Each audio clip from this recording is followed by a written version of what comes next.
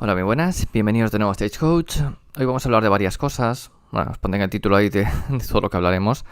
Pero, a ver, vamos a ir por partes. Es un vídeo un poco así de reflexión sobre ciertas cosas del juego. Por una parte, el tema del doble turno, el tema de la iniciativa. Quizás estamos viendo que entre los nuevos mapas y las nuevas tácticas, perdón, estamos viendo como que coger la iniciativa empieza a ser más interesante de lo que era antes. Y me explico. Muchas veces hacíamos lo de dejar la iniciativa para el rival, es decir, pues si sabemos que el rival nos puede llegar o nosotros no llegamos y nos viene muy bien que el rival se acerque para luego pues poder cargar y poder hacer estas cosas y no tener intentar evitar ese doble turno que puede tener el rival. Pero parece que ahora con estas nuevas tácticas que son un poco más difíciles, más los mapas que también tienen cosas como por ejemplo el que se captura, no es que se capture solo con héroes, pero los Galatian Champions que si coge un objetivo directamente lo tiene hasta que lo matas, porque no puedes quitárselo, salvo que tengas alguna cosa así un poco especial, como que tu Galatian Champion cuente por más o cosas así. Entonces, hay cosas interesantes, como eso, si vas primero puedes meter las unidades, puedes meter a tu Galatian Champion en el objetivo, apantallarlo, y entonces el rival es el que tiene que intentar matarte a ese héroe. Si el rival no tiene disparo suficiente o no tiene forma de poder ganártelo bien, o si tú metes dos Galatian Champions, luego ya te lo está disputando, entonces se generan unas situaciones en las que a lo mejor sí que te interesa empezar. En otros también, las tácticas, como son un poco más complicadas, el empezar y poder eliminar, por ejemplo, si el rival solo tiene, por decir algo, solo tiene un Galatian Champion o tiene dos, si le matas uno y le acabas de denegar una táctica. Pero es que a lo mejor matándole ese Galatian Champion, si consigues por lo que sea matar a los dos porque tienes fuerza suficiente o lo que sea, pues acabas de negarle ya varias tácticas. Entonces te puede interesar empezar. Antes se tiraba mucho de nada, que empiece el otro y ya está. Y muchas veces los Galatian Champions no se les disparaba, pues había otras unidades martillo más prioritarias, etcétera. Y entonces eso, se buscaba muchas veces el doble turno. Y ahora quizás esa iniciativa, aunque había ejércitos que ya convivían con que iban a salir primeros por número de drops y todo esto, pero ahora quizás un poco más me interesa esa iniciativa. Y sin embargo, esa iniciativa iremos viendo las listas a ver cómo van, pero parece que gracias al batallón de Galatian Veterans, de pegar en dos filas, hay ejércitos que lo ven sumamente bueno como para renunciar a él y por lo tanto llevan como mínimo a 3 drops. Y esto hace claro que el aumento de drops sea más difícil tener esa iniciativa. Entonces tienes que ver si realmente te interesa jugártela a ir con un drop solo, perdiendo esos beneficios que tiene lo de pegar en dos filas. Bueno, ya sabéis, no es en pegar en dos filas, pero casi. Entonces hay que decidir ahí. Así que no sé si esto va a ser la tónica habitual, porque esto hasta hace un tiempo no existía no existía esto de... O sea, el doble turno, por ejemplo, en el anterior sí que había una cosa muy buena que era el Proving Grounds, el de los terrenos de prueba. Me parece que era una mecánica muy buena y me gustaría que lo hubieran dejado por encima de lo de tener la doble acción heroica. Porque el Proving Ground, precisamente, es que recuerdo además una partida contra moscas de Nurgle y pues aparte de otras cosas, gracias a eso conseguí ir denegándole de puntos de victoria que iban a ganar, se los fui denegando gracias a poder poner esos Proving Grounds ahí y que no puntuasen. Entonces estabas limitando lo que es al rival, el poder ser el segundo y poder denegarle parte de esa potencia de fuego, parte de esa puntuación, de esos puntos que iba a ganar. Entonces estaba muy bien. El rival tenía que ya escoger otra forma, le denegabas, decías, esa unidad que tienes ahí, pues no vas a hacer nada con ella en todo ese turno. Así que prepárate para el siguiente. Entonces creo que era una herramienta muy buena. Tenía el problema de que al principio te podía interesar ya ir segundo en el primero, pero es que luego si deseabas ir primero, porque para coger ese doble turno, el rival era el que te iba a penalizar. Y creo que eso estaba bastante bien. Por otra parte, no sé qué os parece en los mapas actuales, que hay un cierto RNG en varios mapas. Uno en el que RNG... Sí que hay un cierto RNG también, en el que los objetivos se van hundiendo.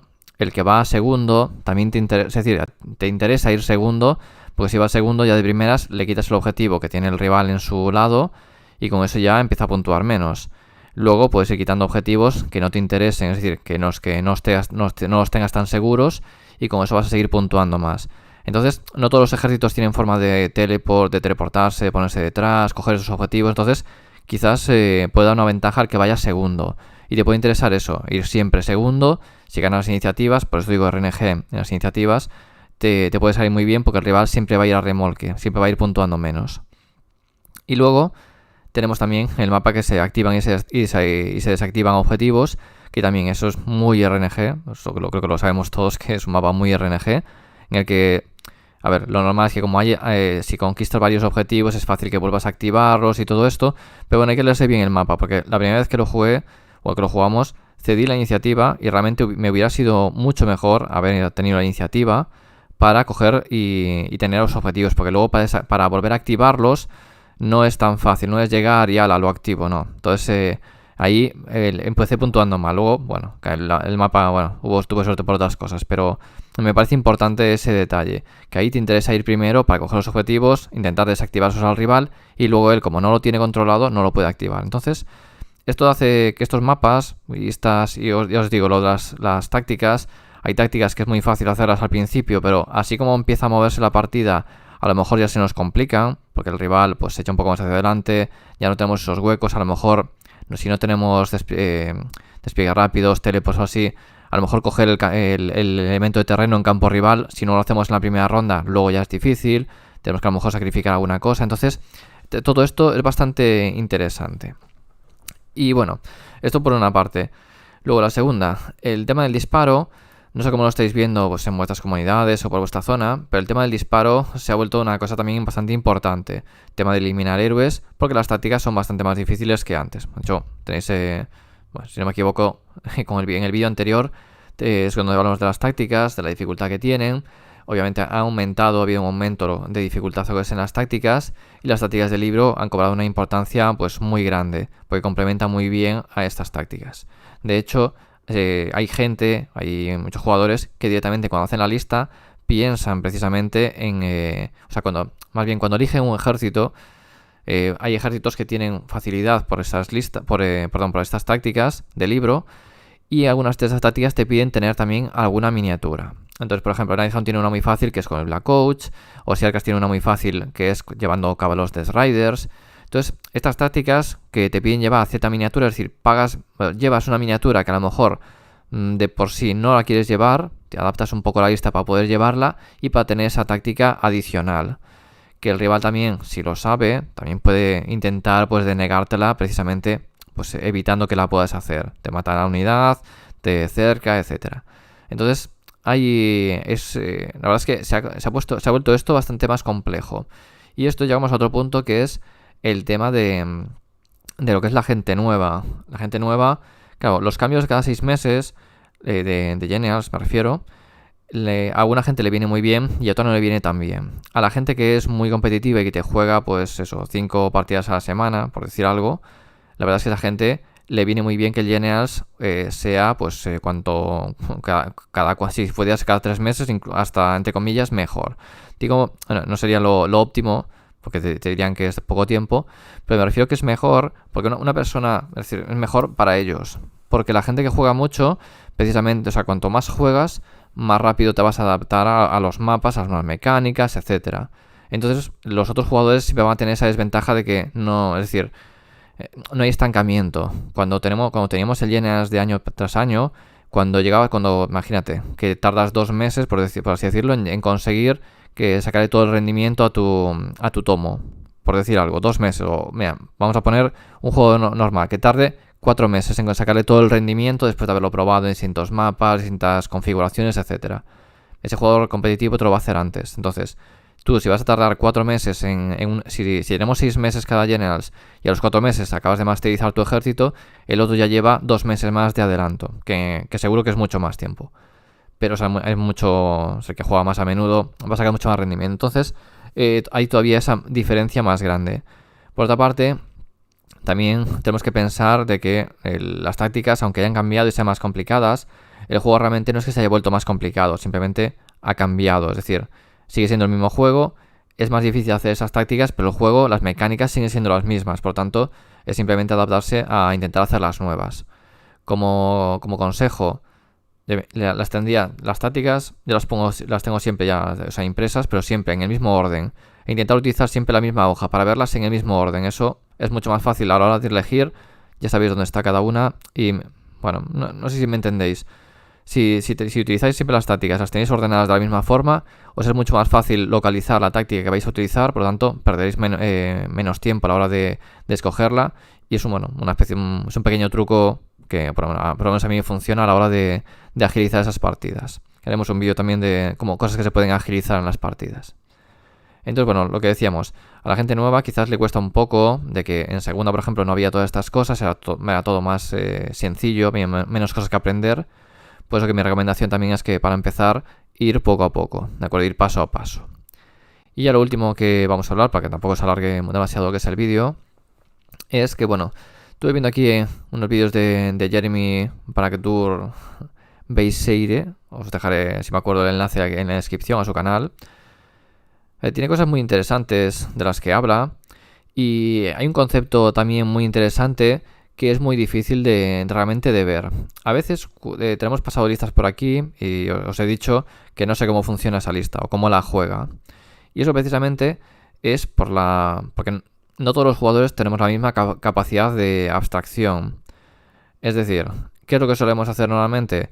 Ver las unidades más bestias, pues decimos, pues las metemos en lista. Vale, quiero meter estas unidades en lista porque son las más fuertes, bien sea defensivamente como ofensivamente. Y jugamos, pues a lo mejor decimos, pues me interesa llevar la unidad reforzada al máximo para que aguante más o para que pegue más, etc. Bien, pues aquí, en dos de los vídeos que tiene, en uno habla de una lista de Caradron con un montonazo de globos. Y lo que se basa es en que si el rival tiene la iniciativa o tiene ese doble turno, no tiene, entre comillas, no tiene mucho problema en sacrificar unidades, porque como tiene mucho MSU, te los va matando de uno a uno. Entonces pierdes poco valor en lista. Y eso es una cosa positiva. De hecho, en la de Soulblight hace una cosa parecida. Tiene también unidades, por ejemplo, lleva dos Barsky y cosas así. Lleva unidades pequeñas con las que puede también eso, que el rival, es decir, no llevar todos los huevos a la misma cesta. Y este pensamiento, ya os digo que es muy complicado de ver si no practicáis mucho. De hecho, yo os digo que yo no sería capaz de jugar con ese tipo de listas que presenta aquí en los vídeos, pero sí que es un concepto bastante interesante. Y esto precisamente que nosotros, jugadores normales, no lo vemos, y si lo ven luego, pues jugadores que tienen mucha más experiencia. Y esto simplemente por hacer una correlación. Recuerdo cuando jugaba al World of Tanks, había clanes, eran batallas de 15 contra 15. Y nosotros, pues nuestro clan era de gente pues más o menos normal. Tenemos ahí nuestro grupillo que algunos que jugaban mejor que otros, pero había un poco de cada. Y teníamos ahí nuestra configuración también, por así decirlo, nuestra lista, que también intentamos utilizar pues lo mejor. Pero de repente cuando jugábamos contra otro clan, que era un clan de gente muy buena, de repente nos venía con una configuración que decíamos, pero con eso, ¿cómo nos van a ganar? En este mapa, ¿cómo van a conseguir ganar con eso? No sabíamos. Y cuando empezaba la partida, llega un momento en el que nos daban una tunda. Y era en plan, ¿pero qué ha pasado? Si nuestra configuración era mejor que la suya y además estábamos defendiendo, tenía que ser todo más fácil, ¿por qué no ha funcionado? Bien, pues porque hay esa capacidad de abstracción, lo que os decía, y aparte de las manos de cada jugador, pues eso importa mucho. Y en el tema de listas también.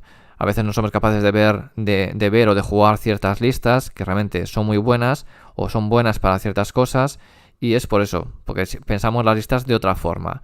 La experiencia, y no solo la experiencia, el estar jugando siempre también contra jugadores más duros o jugadores que son menos duros, eso también nos da otra perspectiva a la hora de jugar. Y es muy importante, porque podemos estar, si siempre jugamos, por ejemplo, en nuestra misma zona de juego, terminamos jugando contra gente que sabemos más o menos cómo va a jugar, y eso también nos genera ciertos vicios, porque cuando jugamos ya con una persona que es totalmente distinta, nos puede hacer cosas que no nos esperamos. Le decimos, ¿pero por qué hace eso? O de repente se echa muy para atrás y dices, ¿pero por qué hizo eso? Pues a lo mejor está haciendo algo distinto y nos rompe los esquemas, y eso nos puede hacer fallar. Y bueno, es muy importante. Creo que los vídeos que tiene son bastante interesantes. Está en inglés, eso sí, podéis poner los subtítulos, aunque son los automáticos estos. Pero ya os digo, tiene cosas muy interesantes. Y son conceptos que normalmente posiblemente no llevamos a cabo de forma habitual. Y bueno, quizás os pueden ayudar también a ver el juego de otra forma. Y nada más, vamos a ir dejándolo aquí. Espero que os haya gustado el vídeo.